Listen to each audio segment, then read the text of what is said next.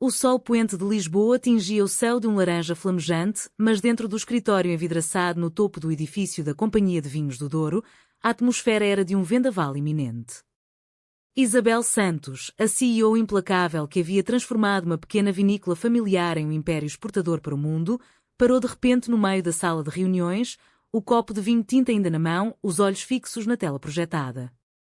Traição, murmurou ela, a voz rouca como o fado de Amália Rodrigues e quando nas ruelas de Alfama. Seus dedos tremiam ligeiramente, traídos pelo verniz impecável de profissionalismo que usava como armadura.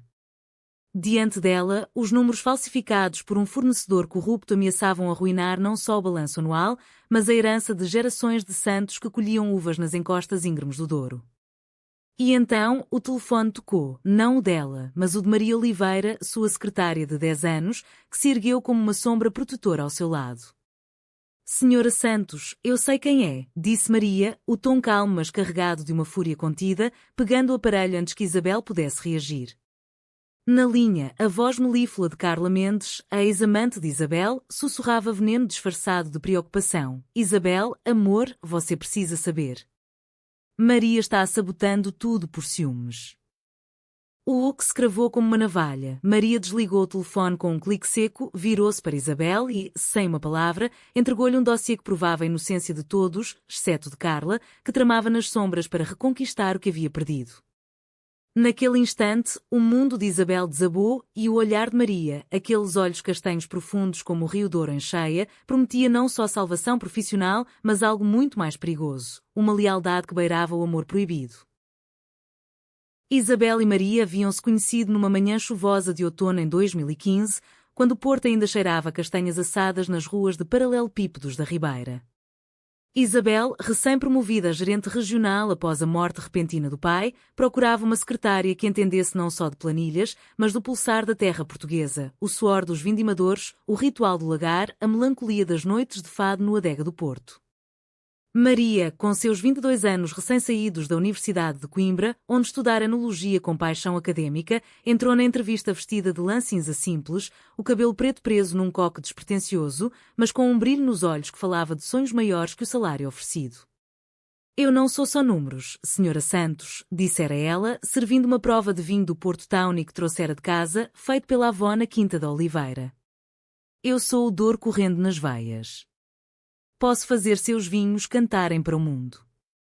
Isabel riu pela primeira vez em meses, um riso curto e genuíno que ecoou como um acorde de guitarra portuguesa. Contratou-a na hora.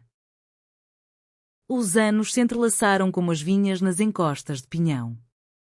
Maria não era apenas secretária, era a âncora.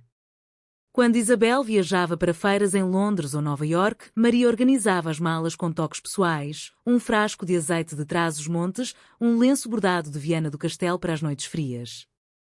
Nas crises, como a praga de míldio que dizimou metade da safra em 2018, Maria ficava até altas horas, os dois curvados sobre mapas topográficos, rindo de anedotas sobre vindimadores teimosos que juravam que o vinho curava até o amor partido. Você é como a minha irmã mais nova, brincava Isabel, mas nos silêncios, quando o cansaço as unia no sofá da sala executiva com uma garrafa de verde tinto, os olhares demoravam-se um segundo mais. Maria, órfã de mãe cedo e criada pela avó viúva em uma aldeia perto de Lamego, via em Isabel não só a chefe, mas a mentora que ensinara a equilibrar tradição e modernidade, como misturar o antigo método de pis-a-pé com técnicas de envelhecimento sustentável. A amizade floresceu em rituais cotidianos impregnados de alma portuguesa. Aos sábados, escapavam para o mercado de Abelhão no Porto, onde Maria regateava por figos maduros e queijos de cabra de Serra da Estrela, enquanto Isabel contava histórias da infância na Quinta dos Santos, correndo descalça entre as oliveiras. Meu pai dizia que o vinho é como o amor, precisa de tempo para amadurecer, mas um erro e azeda para sempre, confidenciava Isabel, e Maria sentia, sentindo um aperto no peito que atribuía à emoção do momento. Jantares em tascas escondidas de Alfama, com bacalhau à brás e uma garrafa de alentejano, onde cantava um fado amador, Maria com voz trêmula de quem carrega saudades não ditas. Isabel, divorciada há 7 anos de um casamento arranjado que nunca fora mais que um contrato social, encontrava em Maria liberdade de ser vulnerável. Você me salva todos os dias, Maria, dizia ela, erguendo a taça, e o brinde soava como uma prece. Mas o passado de Isabel era uma sombra alongada pelo sol do sul. Carla Mendes, a designer de vinhos que conhecera em uma conferência em Évora em 2019, entrara na vida dela como um vendaval alentejano, apaixonada, possessiva, com curvas que lembravam as colinas de Monsaraz e um riso que prometia noites sem fim. O affaire durara um ano, intenso e secreto, em hotéis boutique de Sintra e piqueniques nas praias de Sagres. Carla era o oposto de Maria, extrovertida, ambiciosa, sempre com um vestido vermelho que gritava desejo. Mas o ciúme de Carla era venenoso, via em Maria não uma amiga, mas uma rival silenciosa. Ela te olha como se quisesse te possuir, acusar uma vez, e Isabel rira, dispensando-a com gentileza. O rompimento fora amargo. Carla, sentindo-se traída pela dedicação de Isabel ao trabalho, partira para Lisboa com ameaças veladas de expor segredos, não só romance lésbico, tabu ainda em círculos conservadores da elite vinícola portuguesa, mas fraquezas profissionais que poderiam abalar o império. Agora, em 2025, com a companhia expandida para exportações para o Brasil e Angola, onde as raízes portuguesas ainda pulsavam fortes, o equilíbrio parecia perfeito. Isabel, aos 38, era a imagem da sofisticação, alta, esguia, com traços afilados herdados da mãe madeirense, sempre em telheirs que evocavam o azul do Atlântico. Maria, aos 32, havia florescido em confiança, seu corpo curvilíneo moldado por caminhadas nas falésias da costa vicentina, o cabelo agora solto em ondas que emolduravam o rosto de traços suaves, como as madonas nas igrejas barrocas de Óbidos. Elas compartilhavam um apartamento temporário em Lisboa durante a semana, uma decisão prática após a fusão com uma casa de vinhos lisboeta, mas que tecia intimidade, cafés da manhã com pão de milho e queijo fresco, noites de Netflix com séries sobre amores impossíveis, risos abafados sobre clientes pomposos. O que daquela tarde no escritório não era isolado, era o estupim de uma faísca que queimava há anos. Após desligar o telefone, Maria abriu o dossiê sobre a mesa de mogno, páginas cheias de e-mails interceptados e extratos bancários que provavam a conivência de Carla com o fornecedor corrupto, um plano para forçar Isabel a vender ações baratas, reconquistando assim controle indireto sobre a vida dela. Eu descobri há semanas, mas esperei o momento certo, explicou Maria, a voz firme mas os olhos úmidos. Não por vingança, mas porque você merece saber que tem aliados de verdade.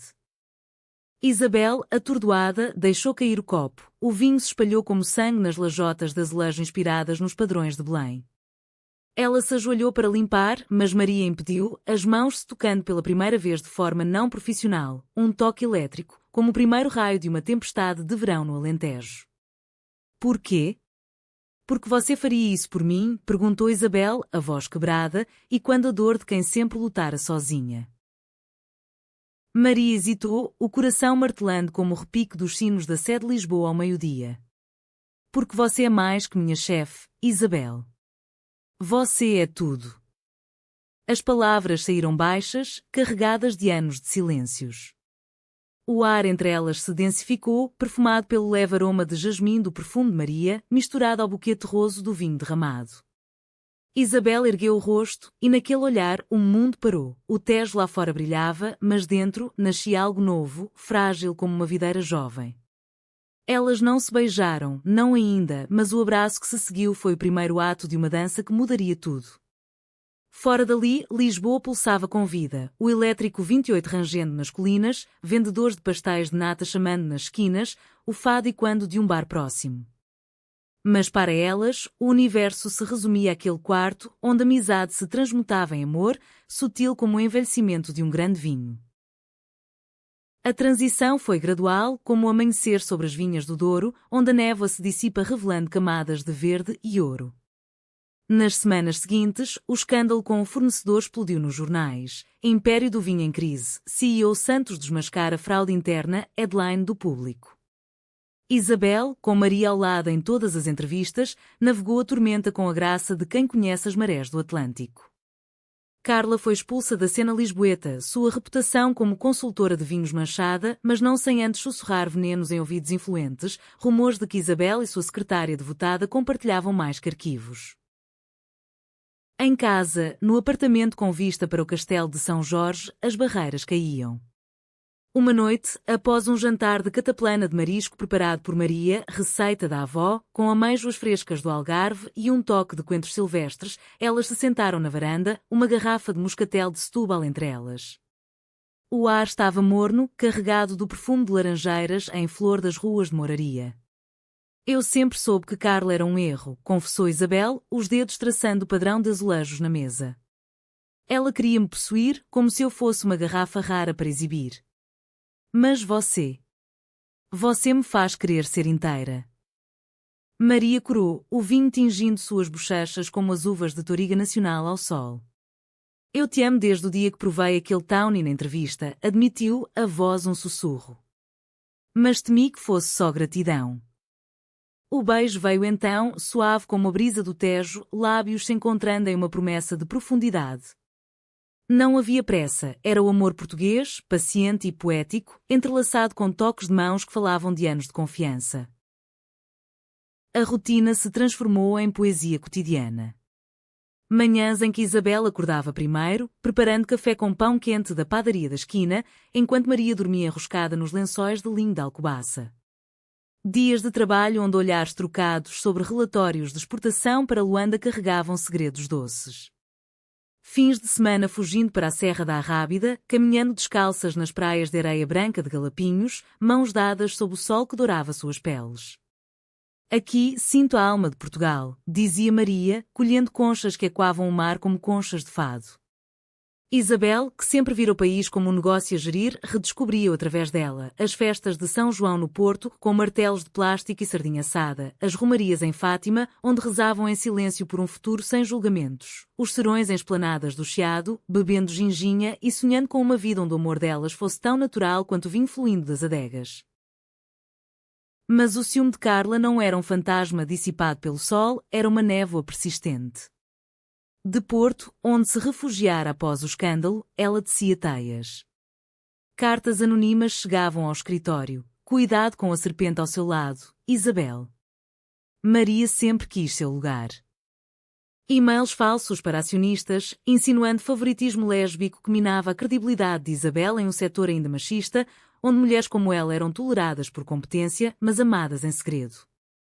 Maria, ao descobrir uma dessas missivas ao checar o spam, sentiu o primeiro golpe, dúvida. E se ela tiver razão?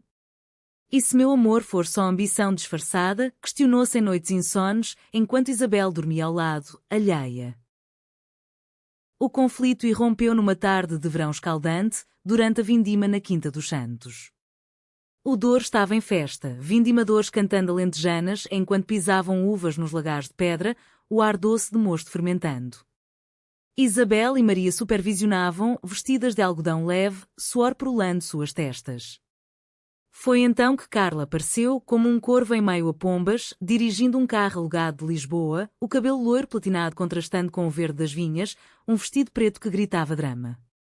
Isabel, precisamos falar, exigiu ela, ignorando Maria como se fosse poeira. Os trabalhadores pararam, o ar carregado de tensão como antes de uma trovoada. Carla acusou abertamente, sua putinha de secretária está roubando documentos para um concorrente. Eu tenho provas. Entregou um pendrive, os olhos flamejando de ciúme. Isabel, pálida como granito das encostas, pegou o objeto, mas Maria interveio. Mentira. Eu protejo isso aqui com a vida. A briga explodiu em gritos, Carla revelando detalhes íntimos do passado delas, ferindo Isabel publicamente, Maria defendendo com lágrimas, acusando Carla de sabotagem por amor não correspondido. Os vindimadores, fiéis à família Santos, cercaram Carla, mas o dano estava feito, dúvida semeada, lealdade testada. Naquela noite, no quarto da quinta com paredes de taipa branca e teto de vigas antigas, a tempestade emocional desabou. Isabel confrontou Maria, diga-me a verdade. É só lealdade, ou há mais? Maria, de joelhos no tapete de lã de Miranda do Corvo, chorou. É amor, Isabel. Amor que me faz vigiar cada sombra por você. Mas o ciúme de Isabel, avivado pelas mentiras de Carla, a fez recuar. E se for armadilha? 10 anos, e agora isso. Elas se separaram naquela noite, Maria dormindo no quarto de hóspedes, o som do Douro correndo lá fora como um lamento fado. Os dias seguintes foram um purgatório. A produção parou, acionistas pressionavam por explicações. Carla, vitoriosa em sua teia, vazou áudios falsos para a imprensa, conversas editadas onde Maria parecia trair confidências. O escândalo explodiu, romance proibido na elite do vinho, secretária trai CEO, no jornal de notícias. Isabel, isolada na adega escura, bebia conhaque de Armagnac envelhecido, questionando tudo. Maria, em Lisboa, consultava advogados, reunindo provas irrefutáveis, logs de IP ligando Carla aos fóruns anónimos, testemunhas da quinta jurando sua inocência. Mas o coração doía mais que a reputação. Ela escreveu cartas não enviadas, cheias de saudades de mãos entrelaçadas em praias desertas. O clímax veio numa noite de tormenta no Porto, durante a queima das fitas, festa estudantil que transformava a cidade em um carnaval de luzes e música.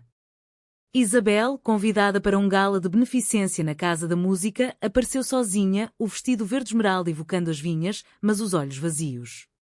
Carla estava lá, rodeada de jornalistas, sussurrando venenos. Veja, Isabel, eu te avisei. Ela te destruiu. Mas então, Maria rompeu pela porta, o cabelo molhado pela chuva, um envelope na mão. Basta, gritou ela, a voz ecoando como um grito de fadista no Coliseu dos Recreios. Apresentou as provas ao vivo, e-mails, gravações, tudo apontando para Carla como a traidora. A sala ofegou, flashes de câmaras explodiram. Carla, encurralada, desabou em lágrimas histéricas. Eu só queria você de volta. Ela te roubou de mim. Isabel, tremendo, viu a verdade. Não era traição de Maria, mas o veneno de um amor doentio. Na confusão, Isabel puxou Maria para um canto escuro, as paredes de azulejos azuis testemunhas silenciosas. Perdoa-me, sussurrou Isabel, as lágrimas misturando-se à chuva no rosto de Maria. Eu duvidei porque temo perder o que mais amo. Maria, exausta mas radiante, tocou seu rosto. O amor verdadeiro protege, não destrói. Eu lutaria 1000 tormentas por você. O beijo que se seguiu foi feroz, como o oceano batendo nas falésias da Nazaré, redenção, paixão, lealdade provada. A multidão aplaudiu o escândalo desmascarado, mas para elas, era o renascimento. Carla foi presa por difamação e fraude, seu império de mentiras desmoronando como um castelo de areia em Matosinhos. A companhia se recuperou mais forte, novas parcerias com produtores angolanos, uma linha de vinhos de Douro Unido simbolizando resiliência. Isabel e Maria, agora parceiras em todos os sentidos, anunciaram discretamente sua união, não com fanfarra, mas com uma cerimônia íntima na Capela da Quinta, sob os olhares aprovadores da avó de Maria e dos vindimadores, que brindaram com o primeiro vinho da safra.